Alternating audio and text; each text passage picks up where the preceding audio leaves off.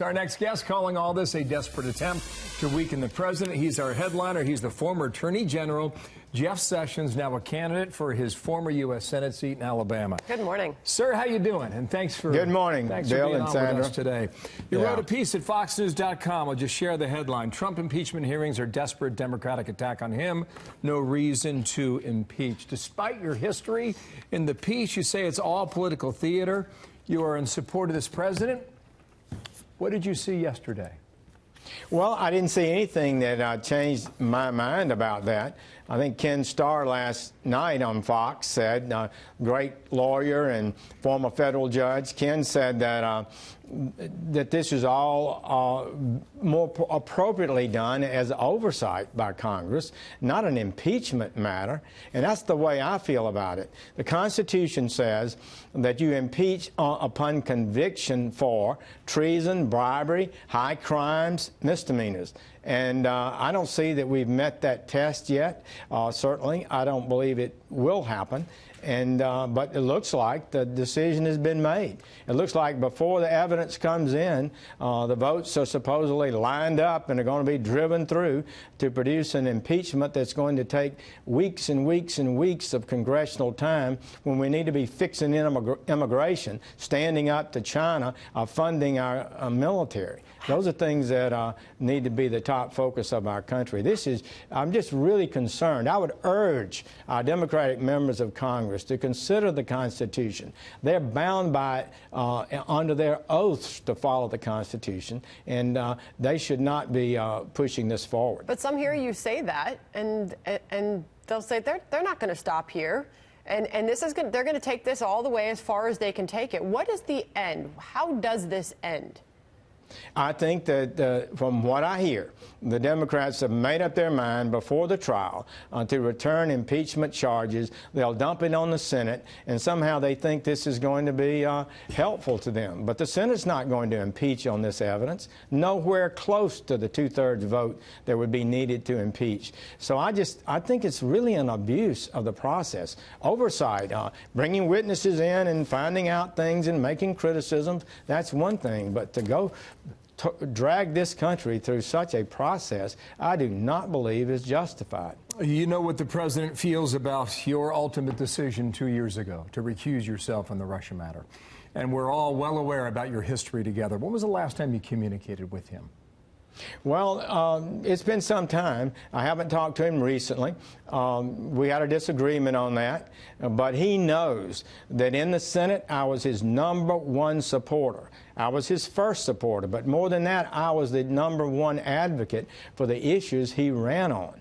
And if I go back to the Senate, I can tell you, I'll be his #1 supporter in the Senate, and I'll be his #1 advocate for the issues that he's talking about, because they're the issues the average American cares about. Do you believe that he would support your candidacy?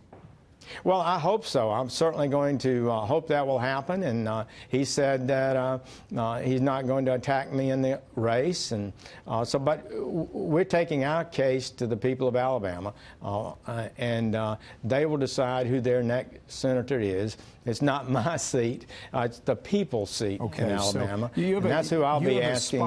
That's going public now. I just want to play a quick clip of that and ask you a very specific question. Just watch here. Have I said a cross word about our president? Not one time. And I'll tell you why. First, that would be dishonorable.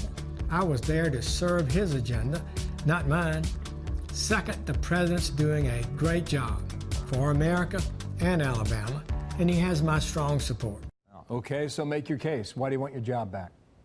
Well, I think at this point in history, we're going to have a window of opportunity, Bill, when President Trump is reelected, and I think he will, to fix immigration. I'm not sure. If we don't get it done this time, we may never get it done. We're standing up to China and defending American manufacturing and jobs. If his legs are cut out from under him, that won't be good. We do, in fact, need to be more cautious about our involvement around the globe. A lot of people disagree agree on all of those issues. Not the American people. The American people support him on those issues. So we have this opportunity. I feel good. I'm ready to lead on that. We've got to push the Republicans. They've got to be more outspoken, more aggressive, more passionate about these issues. And we've got to take on the liberal Democrats who are out of the mainstream of American public life. Do you believe there's enough support within your own party for the president at this moment in time? I think they need to be stronger. I think more people need to be speaking out. The impeachment issue, the border issue, the illegality at our border is massive. It's unbelievable. And they need to be supporting him as he negotiates our trade with China. China hopes that the Congress and others will undercut President Trump. And if they hold out, then we'll give up and we won't achieve the success that's possible. But we can achieve great success because China needs us far more than we need them. So tie this all together. Now you're running for your old Senate seat in Alabama, and you just served your time as the Attorney General for the President of the United States. And you were often the target of the president's ire during your time as Attorney General. Do you have any regrets about the course that you took? This is not about me. I had some firm beliefs about what I thought this country needs to be doing and how we need to posture ourselves and the issues that need to be driven. And I just don't believe that you should have thin skin and that kind of thing. I think, what do you do with the life that you have? How can you serve? And I believe I will serve my country more effectively if I'm in the Senate helping President Trump be successful. I want him to be successful. I was the first senator to endorse him in the whole country. And he went to Alabama with a big rally and got a lot of attention for a lot of people in late August that year. You're right about that. Two specific questions. Was it a mistake for you to recuse yourself on the Russia matter while you were in the administration? Yes or no?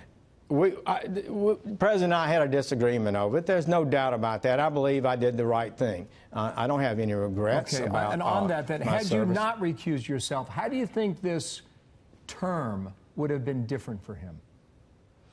Well, I think, you know, the Lord works in mysterious ways, but I think the fact that this group of really hard-driving Mueller and his team found no collusion. I think that's good.